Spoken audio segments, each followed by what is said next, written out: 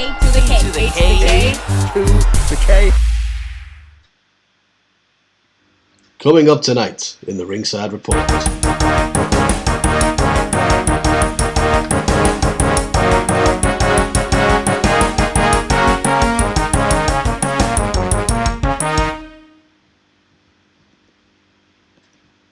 Curtis Axel and Daivari returning to WWE.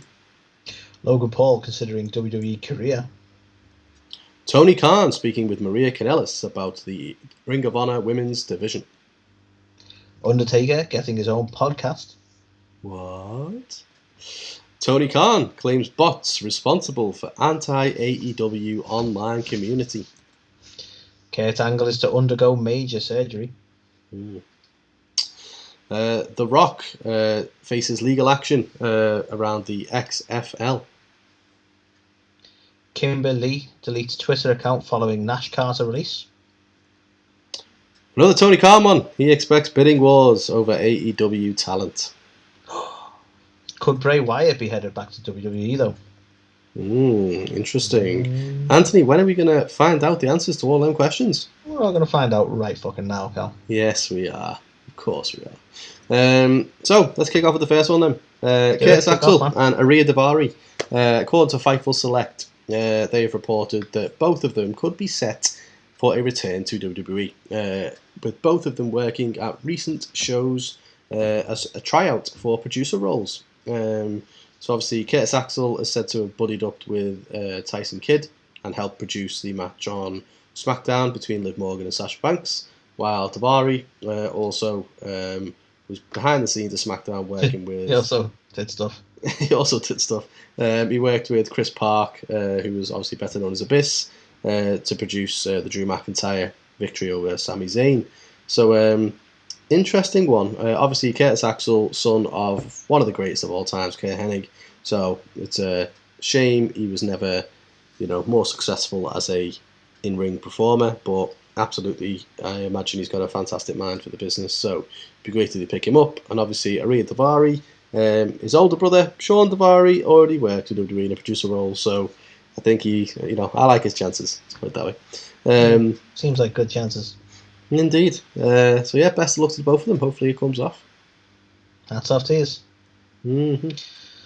Well, Carl, here's one for you. You remember on WrestleMania when we were both quite surprised at how good Logan Paul was in the ring? Indeed, I remember this. Especially for such a novice. Well, he's been asked about this. He was quite recently on the MMA Hour, and they were discussing a number of topics, but it came up about his appearance at WrestleMania. And here's a quote for you, Carl. Here's a quote for you. He said, "I did not do a lot of prep for this. I really did not. To be honest with you, I didn't realise how much wrestling and WrestleMania would affect my life. I love it. My whole family loves it. We all had so much fun. So now I'm sitting here pondering, literally, what to do with the course of my life. I fully had a boxing 3-year plan, and now it's okay, do I do boxing or wrestling? It's so much more fun. People seem to care. It's, in my opinion, far less dangerous. I'm getting constantly just rattled in the head. I assume in boxing. I don't know, man. Jake's doing the boxing thing. I'm good at this wrestling thing. I feel like it comes naturally to me. Imagine if I practiced properly, I showed a fraction of what I could do. If I actually got to Orlando at the Performance Center and just train, man, I can't imagine just the type of stuff I'd be able to pull off." So it seems he's pondering actually going into this wrestling thing. Ooh. And whilst, some may class it as boastful and, he can be kind of polarizing, a lot of people don't like him. He's matured a lot in recent years. I can't disagree with anything he said there, especially if it's true that he didn't do a lot of prep. He had a really good show, and I think we both agreed. I even dare said at the time, Carl, he's probably had the best first match of any celebrity coming into this. Eat your heart out, Bad Bunny. Eat your heart out. And if I honestly think he probably does have a natural talent for it, so why the fuck not? I would happily see that. Yeah, he's definitely very athletically gifted, isn't he? I think, whether it's boxing or WWE or whatever avenue he goes down, he's the kind of guy who just seems naturally athletic and would be able to get by doing a lot of, in pretty much anything that he tries his hand at, to be fair. So, and you know what, fair play for the honesty. Like, he's thinking of it like it's not dangerous. Some people might take umbrage to that, but it isn't getting shots in the head constantly. So he's right about that. Over a 3-year course, do you want to get punched in the head a lot, or do you want to do like cool flips and stuff? Well, I mean, yeah, the bumps are real, and it is a painful job, and I'm not putting it down at all. But I can understand why he's thinking it'd probably be the safer option of the two. See, it's an interesting one, that, because I imagine, obviously in boxing you're getting punched in the head, right? Whereas wrestling, if you accidentally botch a move, then you could fucking be paralyzed or something, couldn't you? So it's an interesting way to look at it. I think ultimately, if we take everything, it's all going to come down to, is WWE going to pay him the type of money he would get boxing? And the answer is no. So how important is money for him? Yeah. Because WWE might toss him, like, I don't know, $1 million, maybe $2 million, something like that, for his name. Whereas in the boxing world, he's probably getting a few million per fight, isn't he? This is a guy though who's like, he's already minted, isn't he? I like to think he's not making his decisions for money. This is a guy who walked out at WrestleMania with apparently $6 million worth of Pokemon card around his neck. I don't like to think he's not doing any of them for money at this point. Yeah, I mean, you get to a point when you go, well, I now don't have to worry about money ever. So, like, why would you be caring how much you get? If you know what I mean? As long as you're set for life, it doesn't really matter, does it? Yeah, exactly. So it's an interesting one. Even if he does go to WWE, and it's not that much money, he's that big of a name. He's going to have all these endorsements and stuff anyway. So it's not like he's going to be going broke. You know what I'm saying? So, ultimately, it comes down to, is he just chatting out of his ass? Is it something he would actually could see a career in, or is he just kind of like, oh well, that was all right. Yeah, I reckon I could do that. Seems easy. Indeed. Like, I mean, let's see what happens when Matt Bloom gets finished with him in the Performance Center. I still I'm actually quite impressed with his ability though. Like, he wasn't just like doing a couple of bits. He was there taking bumps. I sound like a mark for it. Yeah, throwing no more wrestling terms out there. I feel like a mark. But like the fact he was like he did the leap over the ropes, did the kip up, we got the frog splash, a better frog splash than Dominic does. Yeah, I'm saying it.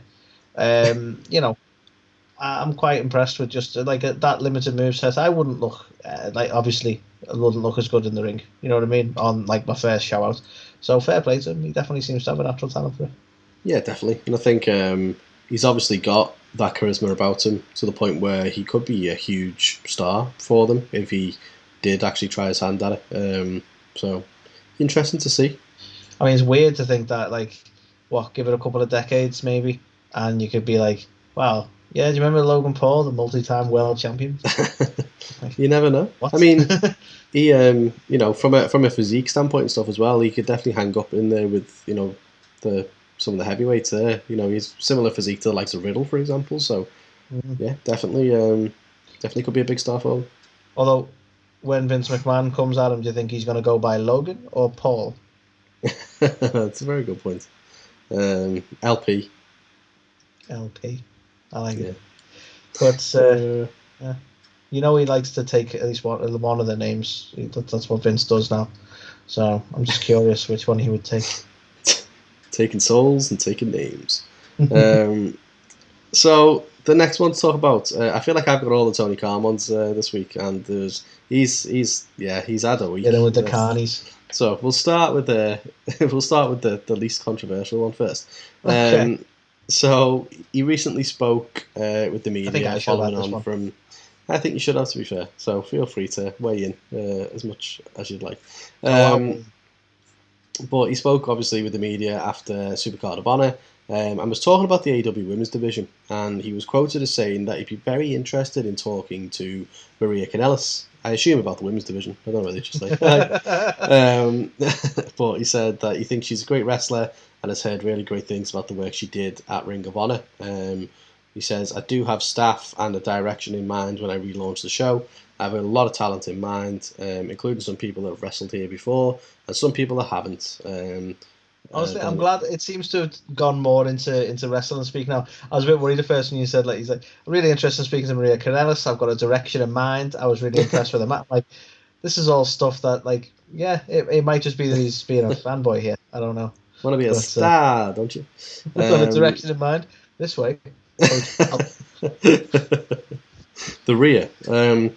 So Sorry. he also again was kind of pressed on this towards the end of his media scrum that he had, and went back to Maria again and said, "I would be excited to talk to her." So he started off saying he'd be interested. Now he's excited, and he said, depending on a direction in mind. He said, depending on what she did backstage, he's not really sure exactly. For example, during the matches, was she on the headset? He doesn't really know. Is she a note-taking producer? So, I have no idea what she did, but I want it. Yeah, no idea at all, but I like it. So yeah, he said he's not sure. It's stuff that he'll maybe learn from her. He claimed, as far as the creative and stuff, he does have a plan, which he thinks will fold throughout the night and played out pretty well. So he's got a lot of ideas, and he's always down to take ideas from other people. So that was his full quote. But the maturity aside, Carl, I think it's a wise move because she was quite integral in the women's division for Ring of Honor, especially in like before it obviously folded. So who better to speak to now about reviving what is the women's division of Ring of Honor than Maria? She had very high praise as well for the work that she was doing there. So I think absolutely it's a new promotion, and whether he will admit it or not, he does not have the capacity to oversee AEW, Ring of Honor, as well as obviously the Jags and Fulham and any other thing that he takes on. So I think he does need some help, and I think bringing Maria back, who's done this kind of work before, working with the women's division, just makes sense. So we'll see if anything comes from it. But yeah, interesting stuff though. And Tony, if you need any help, booking, I'll work on Ring of Honor. I don't mind. AEW, whatever, it's all good. Yeah, exactly. I can give Maria some direction. Kid. You're a bad man. I am. So Carl, right? I'm not a fan of this next one. Not a fan of it at all, right? I cannot wait to hear your thoughts on this. Tell me all about it. So we've had a report. Now, I imagine this is at the rumour stage at this point, but we've had a report, and I'll quote from WrestleBoats, right, which says that Peacock and WWE have convinced Undertaker to launch his own podcast. Ooh. The idea being that it's going to be similar to the Broken Skull sessions. So it'll be hosted. It'll be hosted by Undertaker and be ran in a very similar vein to obviously the way Steve Austin conducts his. So presumably it's going to be a WWE/Peacock owned show. However, I don't like the idea of this because I was never. And this is nothing against Undertaker. It's just a really minor, petty thing for me, I suppose, that I've kind of not been a fan of the mystique and the veil coming away from the Undertaker's character, and this is just more so, isn't it? Like the fact that I'll be able to see week in, week out, potentially, depending on how often they do them, like Mark Calloway. I'm like, do I want that? And this might just be just one guy's opinion, but I don't know. I'm like, I like my Undertaker silent, damn it. How do you feel? Yeah, it is an interesting one. I completely get where you're coming from in terms of the whole mystique being removed from him as a character and stuff. But I think, unfortunately, it's very much there with that now. You can tell from his Hall of Fame speech. Obviously, when it was just the Last Ride documentary, they made it sound like, he was just doing this thing, giving us a little peek behind the curtain, but then after that, that's all we'd have. But now he's everywhere as, Mark. Such a Mark, that guy. But, I think it's gone. Like, he's no longer the Undertaker now. He is the former Undertaker, Mark Calloway. So I think it's just one of those, and it's one of them. I'll be very honest. He's very hit or miss with me as himself, and don't beat me up, please, Mr. Taker. But like, I've seen him on some stuff like Hot Ones and stuff like that, and I've really enjoyed it. Thought he was really good interviews and stuff like that. And then I've seen other stuff where he's just had these really crazy takes. That's what they should call it. Yeah, that's what they should call it. Yeah. Sorry, I jumped on your points, my man. Under's takes. But yeah, and I'm kind of like, I kind of wish that Yeah, it's like you say that. I mean, that's a slight worry, isn't it? Because like he has thrown out some wild comments in the past. I think Xavier Woods took umbrage to the fact he was saying that the locker room today is soft and stuff like that because they like to play video games and just like slightly like shitty takes really on the modern day talent, which isn't great. And you wonder, like, is this just like increasing the potential that he's going to say something that gets him cancelled, which I sincerely hope isn't the case. But yeah, I think Austin has got it down to a fine art now, where he toes the company line. Like he'll say stuff, but it's not stuff that's super controversial, stuff that's going to get him in trouble. So it's kind of like he will say stuff that might make you think. Like, did you really just say that? He's just like, what? And they're like, yeah, it's funny. It's Austin. He's a funny guy. So yeah, we'll see. I'm not too sure how I feel about it. Is my honest answer. Just one more podcast for us to beat. It could be exactly. It could be a fascinating insight into his experience in wrestling. It could be. So I'm definitely going to give it a go, and I'm intrigued. But it depends how they play it as well, though, doesn't it? Like if it is just the Broken Skull sessions, except the host is the Undertaker, he just gets all the wrestlers on. It's like, well, it would be cool because they'll be talking about stories. Well, yeah, like, oh, yeah, that's it. Yeah, I like that. Yeah. But yeah, is it going to be the same format where obviously it's the same show except that the stories they tell are personal between Taker and the person as opposed to Austin and the person, or are they going to do something else different with it? So I guess we can't really judge until we know the format of the show. But it was clear that he was never just going to kind of fully fade into obscurity just because of how frequently we've seen him around WWE and certain events and stuff like that. So he's got a job for life there. He signed a 10-year contract or something. You expect him to be involved in the WWE in some capacity anyway, don't you? I mean, there's so many avenues he could have been an absolute asset to them, so it just makes sense that he's doing something for them. This is a surprise one, I'll be honest, but I was expecting him to be involved behind the scenes in some way. Yeah. But yeah, it'd be interesting to see exactly what it becomes, or if it even does, whether WrestleVotes is chatting out of their ass. But they are they are typically quite sourced, so we'll see what happens. And speaking of sauce, I don't know. Why do I get all the Tony Khan ones? Dude's been on a trip this week. He has, he's been all over that Twitter. He has. Basically, he tweeted out the following.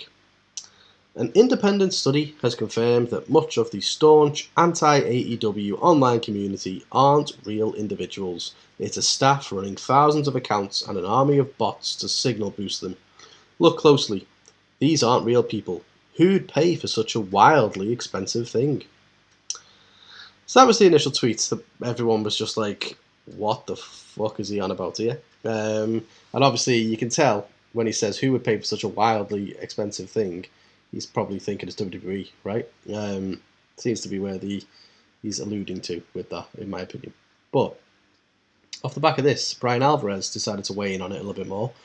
He posted that Tony Khan had used his own analytics company, but Tony was quick to dispel that. He then tweeted, "Not using my own company for it. Hired an independent person to review it. I have no idea where Brian got that. I must now dock his $2,000 a month paycheck according to one of these preposterous lists where Dave also was receiving similar compensation, then liked and retweeted by hundreds of bots."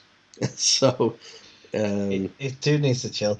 Like I'm an AEW fan, right? I like both shows, so I'm not gonna try and act like I'm not gonna be Team AEW or Team WWE like a lot of the internet likes to divide. But he's got the potential of going off the fucking deep end here. He needs to let the fucking social media side of things go, man. Like some people just aren't gonna like him. That's the bottom line of it. And you know what? There'll be a level of truth in what he's saying in the sense that some of it will be bots. You get bots all the time. We constantly get bots commenting just random fucking nonsense that we have to delete. Do you know what I mean? It's clearly bots. But well, he goes, the bots are out to get me. He's like, calm down, Cody. Well, Cody, whoops. Freudian slip. What a weird Freudian slip. Calm down, Tony. It's almost like you've got an agenda, Anthony. You one of the bots? Quick, click on this thing that says "I am not a robot." So, right, I think he tried to kind of clarify this a bit further. So, Wrestling Inc. reached out to him off the back of all these comments to basically, probably just similar to us, to be like, The fuck, Tony? Calm down, dude. I imagine that was the email in its entirety. The fuck, Tony? Watch Brooklyn Nine-Nine. Of course. Right? There's an episode where Holt tries to join social media and he tweets something out, and it's so factual and so matter of fact that they thinks he's a bot. And it's just that scene where he goes, "But I'm not a bot, I'm a person." And I just feel like that's a meme waiting to happen. We'll make it. The whole Khan situation and that clip is there. It's already there. So make memes, Carl. Make memes. I'll make all the memes. So we tried to clarify, I think. Process, I just blurt shit out on it. And then go, Carl, do this for me. Dance monkey. Make it so. But yeah, he tried to kind of clarify this a bit more. So basically, he responded to Wrestling Inc. saying, "Waiting for the final study, but here's what my expert confirmed. It's people with real live accounts making posts and then using their bots to manipulate the social channel algorithm by backing them up with engagement from a made-up Twitter identity. Social media teams will often fight on this. Bots are great for numbers, and when they're gone, you'll see a dip in digital conversation impressions. Both these are either negative sentiment or not real anyway. For example, if I tweet Mega only eats rotten bananas," weird example, "I throw, say, 18 bots behind it, which takes about 5 minutes to do. Twitter security can't differentiate when done well, neither can most social teams. The problem becomes every time people type Mega into the search bar, because of a real account supported by bots, the first suggested result would be tweets about Mega eating rotten bananas. I'm oversimplifying, but that's the 5-cent version of what's happening." So basically, to kind of put that into what he is thinking is happening then, is WWE basically, because yeah, fuck it, it's what he's saying, because who else, he says who would spend this ridiculous amount of money, that's what he's saying. So he thinks WWE have got all these people to throw bots behind, like, oh, AEW is shit, basically. And then therefore, whenever someone searches for AEW, that's all the main stuff you see at the top of the timeline is AEW shit. Is that basically what he's saying?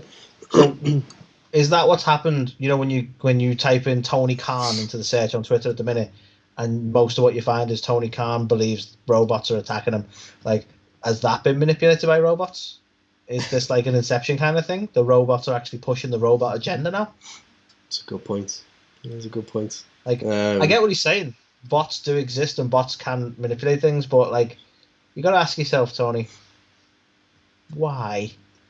Well, bots are gonna bot, But what is the, like? Does he honestly, like, WWE find them such a credible threat? This is where, like, I'm not for this. Like, WWE aren't even bothered by this piss down company or any of that bollocks. They clearly are a competitor, and I definitely wouldn't put it past WWE doing something like that. But at this stage, when they're not really that much of a threat to them, like financially or in terms of viewership, just yet, wouldn't you want to deal with them when they're a bigger problem? Like, as stupid as that sounds, like I don't know. I wouldn't have thought he was worried enough about them to sink the kind of money in to throw bots at it right now. Yeah, words. I didn't expect him to steal Cody either. What about Yeah, it's a weird one, isn't it? So, who knows? Maybe there is some truth to it. That's right, Tony. It's all the robots. Exactly. It does feel a little bit like Terminator, doesn't it? And do you know what? I heard the robots turned up at AEW and started fucking cheering for Sammy and Tay. What? Fucking crazy. Madness. Fucking crazy robots. So, yeah, it's definitely a weird one. It's a very interesting take that just came out of the fuck of nowhere, didn't it? But, yeah, interesting to see whether he actually, releases the findings in their full, or whether this was just another unfortunate Tony Khan Twitter fiasco. Yeah, he needs a PR team. Has he got a PR team? I feel like he's got a PR team. Yeah, I mean, he should. I mean, from our dealings with them as a company. Yeah. Like, I wonder who's in charge of his Twitter. Like, it's true. It's got to be him directly, right? He can't be going, yeah, you run my Twitter for me, and they're just like, I'm going to put some shit up about robots, I don't care. I mean, who's to say Tony Khan isn't a bot himself? Dun, dun, dun, dun, dun. That's the ultimate get out, isn't it? He just goes on and apologises one day, going, it's been a robot manipulating my account for the last few months. I apologise. It's been rectified. Exactly. Please ignore the mad nonsense.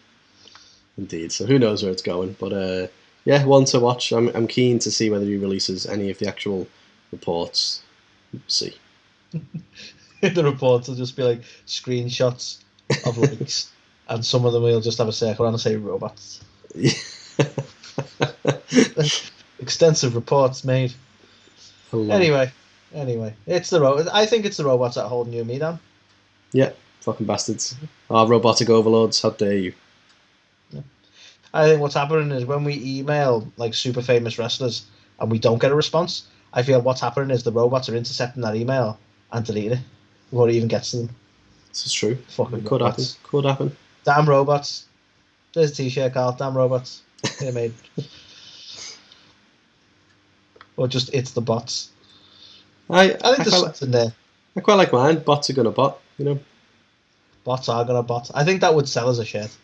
You should definitely do that. Bots are gonna bot. Anyway, the next one, Carl, is something I was surprised at. Kurt Angle, quite recently on his podcast, because he's got a podcast too, he's actually mentioned that he's having his knees replaced next month. So both of them at the same time.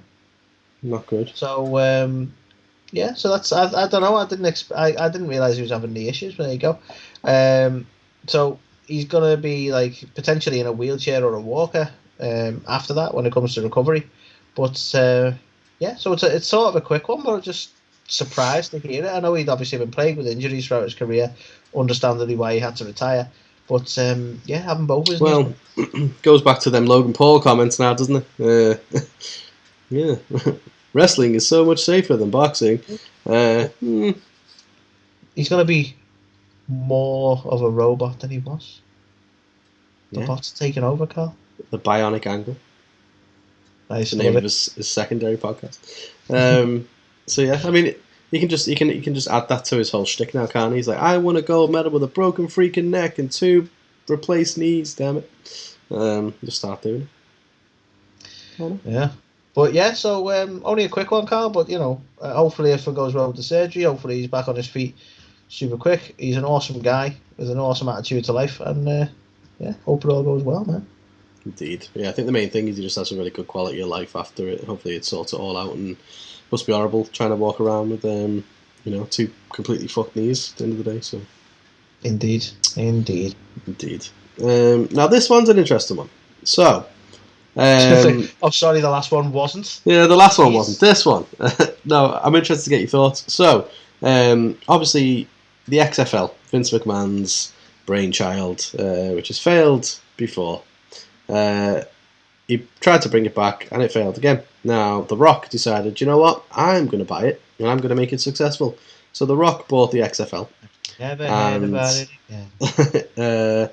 He basically unveiled a video this past week that shows a new brand identity for the XFL, and it's a very different brand. It almost looks just like fucking Under Armour or something, but it doesn't look like a sports company. It looks weird. I know I've just said it looks like Under Armour, which is a sports company, but or sports brand. But yeah, it looks very different. Like you could even mistake it for like a tech company or something like that. It's an interesting branding. But basically, they unveiled it as part of this new video. And then the company Together, I don't know how you actually pronounce it, but it's Together. It's Together, but an X with an E is at the end. So Together, I don't really know. They basically believe that their brand is very, very similar to the newly unveiled XFL logo, and thus have decided that a legal notice has felt necessary to be issued. They were quoted as saying, "Too often the work and creativity of women is overlooked and undervalued. Diversity and equality are the norm around here, and we're thrilled to see the XFL embrace inclusivity, but this rebrand ain't it. We've issued a legal notice and will continue to protect the important work we're doing." So yeah, damn. Okay. I want to say it's a baseless claim and bullshit. Okay. But let's face it, he's cut an X in half, which a lot of people have done over the years, and she's claiming that it looks too similar. It's like, no, it doesn't. Just cut an X in half. Yeah, Put some shit in the middle. It's not really. You weren't the originator of that as a concept. That's quite simple stuff. I've seen it done before. not by your company and not by The Rock's company. If we're going to start like coming at people legally over stuff like this, then we're never going to be done with these sort of claims. Yeah, I mean, there's only so many original ideas one can have at the end of the day. So yeah, so you know, I think as time goes on. Speaking as a member of the A2theK Wrestle Talk family, I totally agree. Sometimes accidents can happen. Yeah, so funny, so funny that was the thing. Yeah, so for anyone who only started tuning into us from season 2 onwards, we used to go by the name A2theK Wrestle Talk, and that was. We covered this because we are talking about wrestling. Of course. Now, we didn't even make the connection between the also UK-based Wrestle Talk.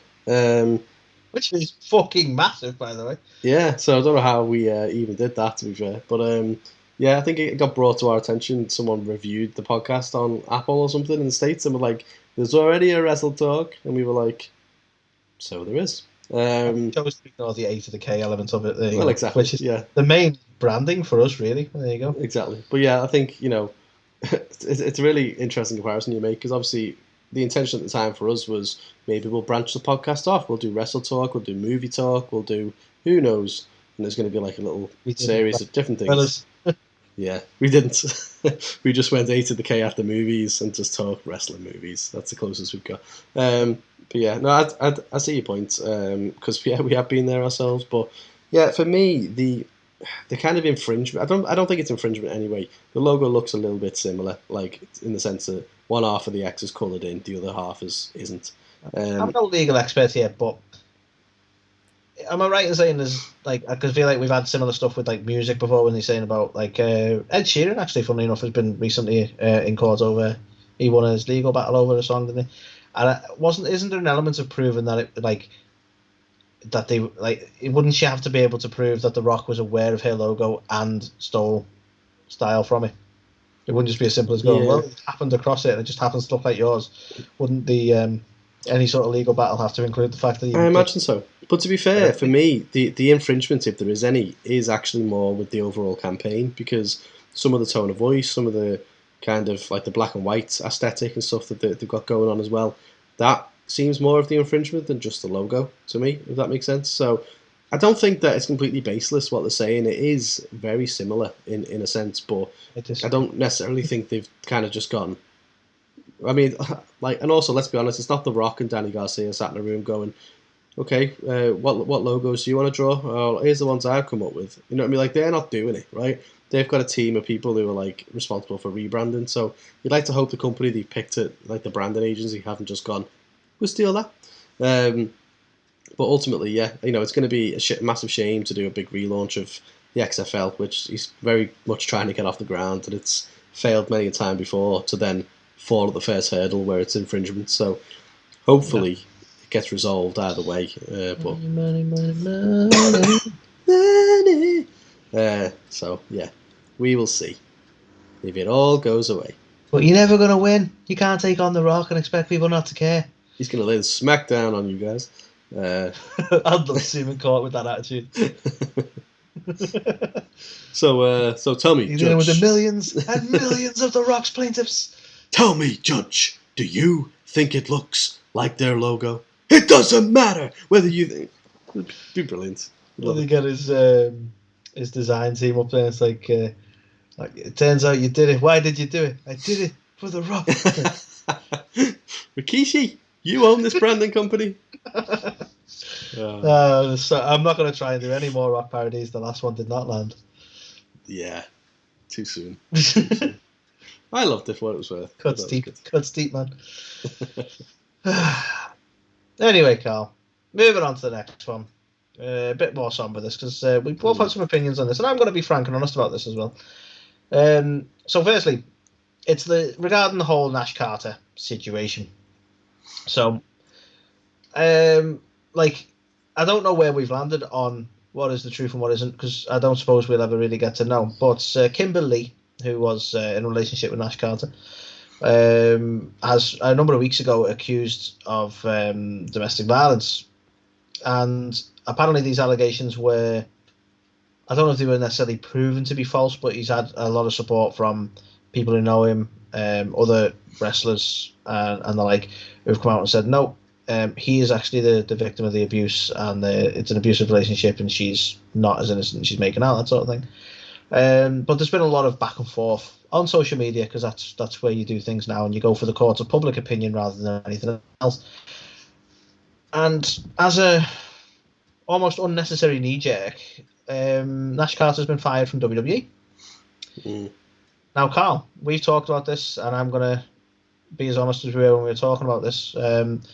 The suggestion from, I think it came from Dave Meltzer, was that Nash Carter wasn't released by WWE for the accusations of domestic violence between him and Kimber Lee. He was actually released due to a photo that she has leaked, let's say, in which he did a Nazi salute, which honestly, and this is where I'm like, I'll be honest about it, and I'm not like defending it, right? But this was like, in my opinion, clearly like a personal thing that she shared, and I don't think he was doing it really to be malicious or in any way insensitive. He's done exactly what a lot of blokes do when they're shaving, I think, and cut the little tash and thought, do you know what I mean? And it's been one of them daft things, and she's took advantage of that to sort of cause him a lot of trouble.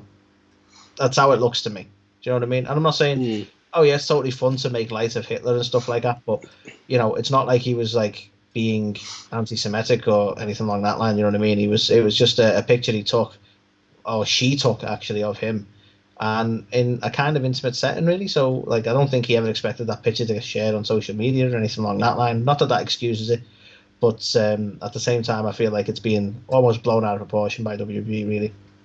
Yeah.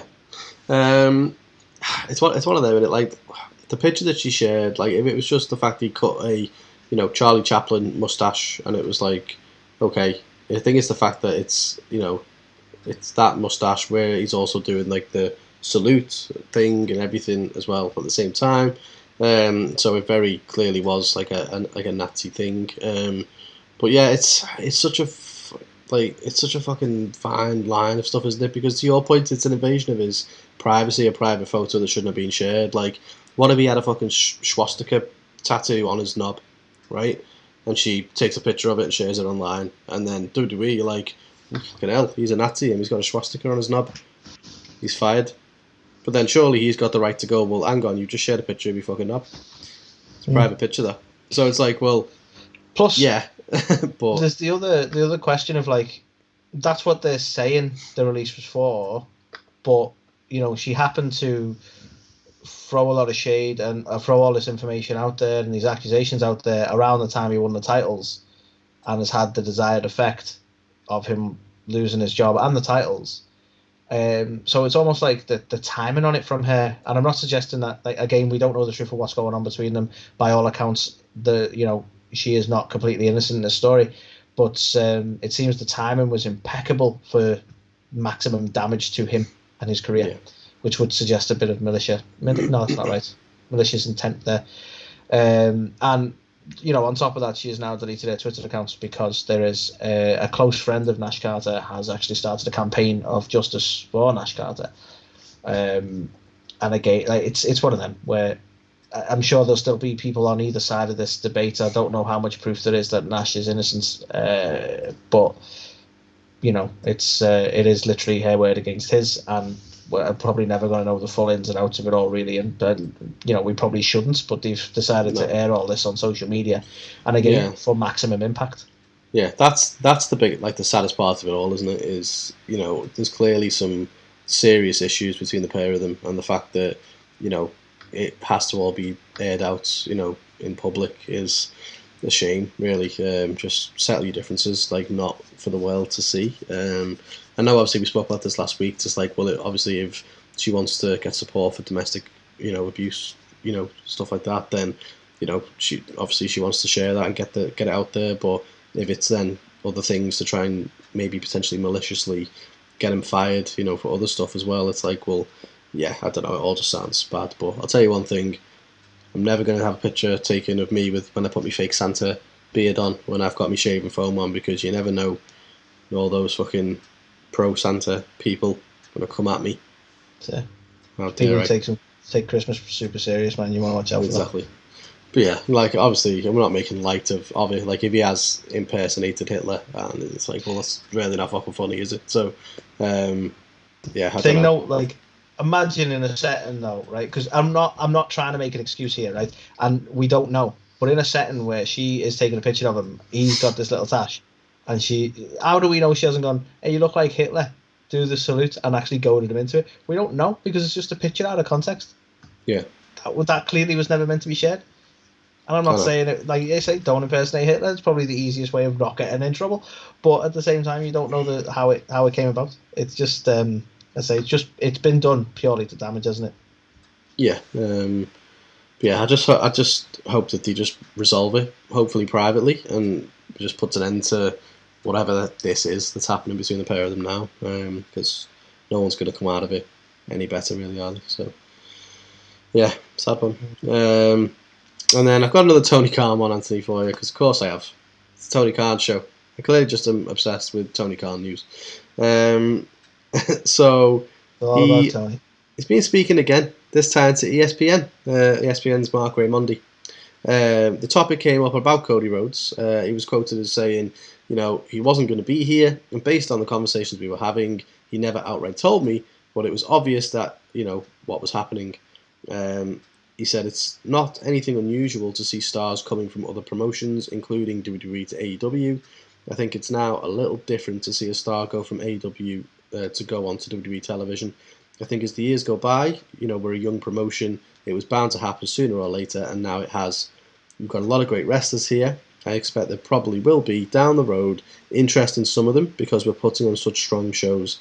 I think there's bound to be free agent movement on both sides of the competition, and I think it's great for the wrestlers. So, essentially, obviously, we know as part of MJF's gimmick at the minute, the bidding war of 2024. But, obviously, we don't know the ins and outs of different wrestlers' contracts and stuff. We know that there was the first kind of run of contracts which are all sort of up for renewal around about now. So some people have not been re-signed already, but they have started to build some pretty big stars in AEW, and they've also got a couple of ex-WWE guys there as well. So do you think we will fall into that, where there's anybody where WWE are like, okay, we really want these guys, similar to what they did with Cody? I'm looking at it now, and a lot of people are like, The Miz. I'm like, The Miz seems a bit too obvious in his gimmick that I don't think it'll happen. Like, they're like, people are taking his gimmick so serious. The point is, like, The Miz is about money. If they offer him the right money, he'll go. And it's like, that's what he's telling you as part of his character. Do you mean MJF? The Miz. MJF, fuck's sake. They're the same person. They really are the same person. Well, no, it actually echoes the point I'm going to make. This is why I've got Miz in my head, because while they joke about it, they've referred to him as like a less famous Miz. And I do ask the question, I did say it right that time. I do ask the question, like, what is WWE's actual desire in MJF? And I am not putting MJF down at all. He's an absolute talent, and he's going to be a superstar someday. But if you look at like his contract coming up, do you think WWE are going to bid to get him when he's so similar to someone they've already got? I don't know, to be fair. He's enough of a draw in AEW, but like a lot of the WWE casuals might not have heard of him, and they're going to weigh up like what's worth the money. Cody is probably an exception to most of the roster in that sense. Like, Cody is enough of a draw that WWE were gonna like want to pull him back, but at the end of the day, no one's going to get offered a Cody level deal, I don't think. No, I think. And if MJF if he is in it for the money, are WWE going to offer him the money he wants? Because like, they're not going to offer him Cody money, are they? Let's be honest. At the end of the day, MJF is probably the best talker out there right now. So for WWE, who produces a significant amount of talking segments, he would be someone that would make sense to try and get there. I think the Miz comparison, it is somewhat evident. Now, they've both got strengths in different areas, but there is a little bit of similarity there. You can't deny that. But I don't know if there's enough of a similarity. Can the Miz hang in a PG setting? They're going to have to ask themselves that question as well. Well, yeah. It is an interesting one. I think obviously MJF's got age on his side as well. He is very young in terms of pro wrestling, and to be this good at this age is very unheard of. So, it would be a fantastic coup for WWE if they could get him. But part of me does think this is just all part of his character. I don't think he wants to go anywhere, if I'm honest. I agree. But, money talks at the end of the day. And to your point, I don't think WWE are going to offer anybody a Cody deal because Cody pretty much has got shitloads of money. He's got, access to do all his own shit, basically, that he wants to do. It's a very and he's clearly coming into the main deal. title picture pretty quick as well, because he's made that clear. Exactly. So the people they're going to be trying to poach from AEW, you've got to ask yourself, what's going to make them want to leave to WWE? Like, that's going to be the question. That's going to be what makes you go, right, who's potentially going to go? Because I'm looking at the talent they've got there now, and like, all due respect, I'm not just saying this because I throw salt at it all the time, but you look at Britt Baker, for instance, and you go, let's look at the women's division in WWE, and yes, there are some amazingly talented women on there, but is Britt going to come in and face like the best of the best, or is we going to get like similar treatment to the likes of Serena and Liv Morgan, where they kind of flounder on SmackDown and don't really do much, and then like everyone wants them to get that push and they don't really get it, and it just carries on with Charlotte and Ronda Rousey all the time. Like what as a female wrestler, what would draw her into WWE if they were trying to get her? Britt being an obvious pick. Do you know what though? As well, it's a very interesting thing, and I think Kevin Nash said it best, and I'll kind of quote him in a sec, but WWE have to be careful with the AEW talent they bring in, because if everyone they bring in from AEW they immediately put up towards that world title scene and stuff, it almost adds extra legitimacy to AEW as a company, because all their talent's coming in and getting the top billing and stuff like that. I think Kevin Nash said it with like when they went over for the NWO. He said him and Hall effectively beat all of the WCW roster, just the two of them. So it made their roster look awful. Yeah, got some WWE guys and they just dominated. Yeah, and like WWE guys came in, and they've just killed them. So, well, it's interesting, isn't it? Because like it's like finding that balance, isn't it? Because you want to draw them over with something, but then you can't put everyone in the top title scene or anything like that. So that's what they'll want. Like Britt Baker is a world champ now.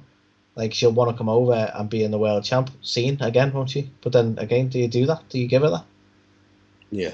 Assuming I'm using Britt as an example, like one name that hasn't been banded around when people are guessing who WWE might poach, and it pisses me off, is Thunder Rosa. How would you not want Thunder Rosa? Yeah, it's an interesting one. I legit don't think there's many people that WWE would want to go after or that would want to go there. I think Cody was different because there's so much more history and he Cody clearly than there is with anyone else. It's clearly been on his bucket list before he retires, and bear in mind how early he tends to retire. He wants to have that championship his dad never got. Like he was always going to go back when you think of it, really. Yeah. Like, looking at the AEW roster now, like, could you see Danielson go back once he's finished his contract? Maybe he's got some unfinished business. I don't think he wanted to leave. He wanted to wrestle. He wouldn't let him do it. That's true. So, or he could go to New Japan or something. There's people like that you could see potentially. But, yeah, I think the majority of them are kind of out to prove a point because they're either cast-offs already from WWE. They didn't want them. And so they're like, well, fuck them. Or, the AEW homegrown talent. I think it's... Well, and bear in mind, this is speculation from Tony Khan.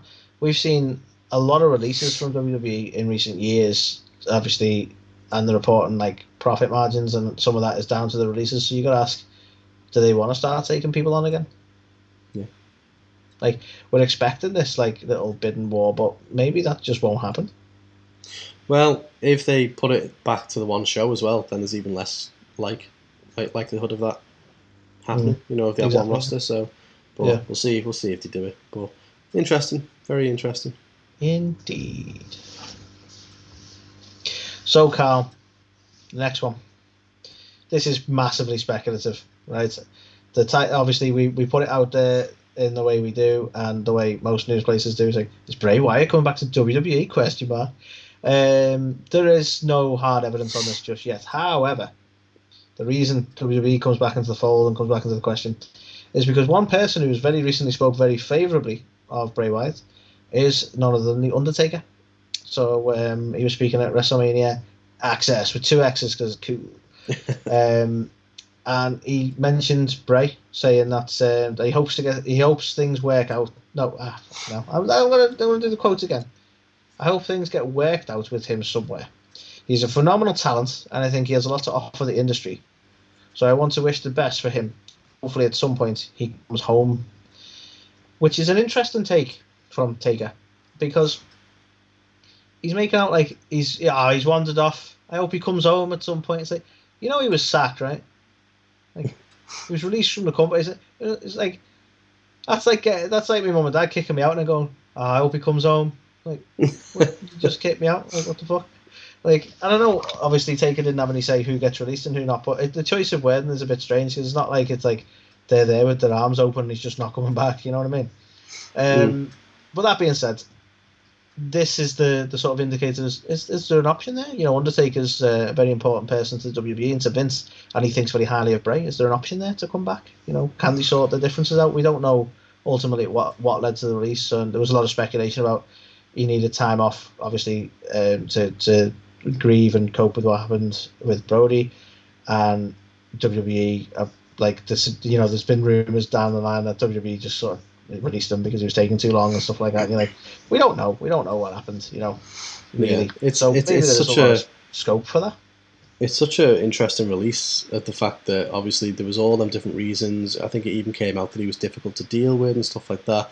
But the fact that he hasn't gone to AEW or he hasn't gone and wrestled for someone else does make you think, like, why was he released then? And like, has that actually left the door open for a WWE return? Is it he doesn't want to go to a different wrestling company, he just needed time away, maybe? Yeah, well, it's interesting because his time away has been non-wrestling, hasn't it? He's been doing this horror film project with Jason Baker, and Jason Baker's recently also said that basically they're working on some stuff and it's coming along and hopefully people will like it once it gets all put together. So it seems like he's still working on that horror stuff. So, maybe when he's done with this movie project that he goes back to the world of wrestling, and maybe that is WWE because he's had enough time away to sort of recharge, if you will. Yeah, he did start answering questions on his Instagram, didn't he, the other week? I think he answered like 10 questions or so, but something got brought up about Cult of Wyndham and what is it, and he was like, we are going to see it very soon and stuff like that. So yeah, what does that mean? Like, is he going to... Because Cult of Wyndham doesn't necessarily indicate that he's going to be Wyatt in WWE, does it? So it's interesting because he's using Wyndham as well rather than, like you say, the Wyatt name. So I don't know, it feels like he's not going back to WWE. And why go through a big thing of publicly releasing the guy if you're going to let him have the time he needed and bring him back, Yeah. I don't know. So it's an interesting one. But the fact that Taker speaks so highly of him, it seems like maybe the door might not be closed. And again, speculative. Undertaker doesn't really have the say in WWE like that, but he's a big name in WWE, so his opinion will mean something, Definitely got Vince's ear, Annie, let's be honest. But yes. Yeah. Another fun-filled week of news and rumours and all that good stuff, Anthony. If you haven't joined us for This Week in Wrestling, we spoke about everything that's happened. Yeah, where have you been? We spoke about everything that's happened on Raw this week, as well as AEW and SmackDown from the end of last week as well. And yeah, we're also going to be doing Whiskey and Wrestling imminently, where we're going to be just chatting, shooting the shit on all things wrestling. But before we go, if you like wrestling conventions and want to meet some of the biggest wrestling names, For the Love of Wrestling is taking place next week in Liverpool, and here is Jay from Monopoly Events to tell you all about it. Take it away, Jay.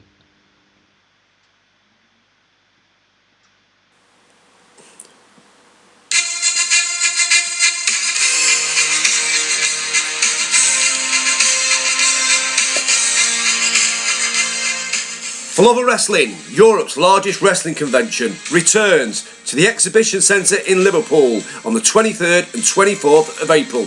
Guests this year include Diva of the Decade, Trish Stratus, the Wrestling God, JBL, the Dudley Boys, Torrie Wilson, and just announced MJF from AEW. We will also be doing a Wyatt family reunion as we welcome Eric Rowan, the man formerly known as Braun Strowman, and indeed the Fiend Bray Wyatt. Also just announced is the man, the legend, the icon, Sting. And of course, your Olympic gold medalist, Kurt Angle. This and many, many, many more guests, as well as prop builds, Q&As with all of the wrestlers, and some of the biggest wrestling collections in the world on display from our exhibitors. Get your tickets at forloveofwrestling.co.uk or search Facebook or Twitter for the Love of Wrestling. For the Love of Wrestling, Europe's biggest wrestling convention, returns to Liverpool the 23rd and the 24th of April. This is Griff Garrison, and you're listening to A2theK. A2theK. A2theK.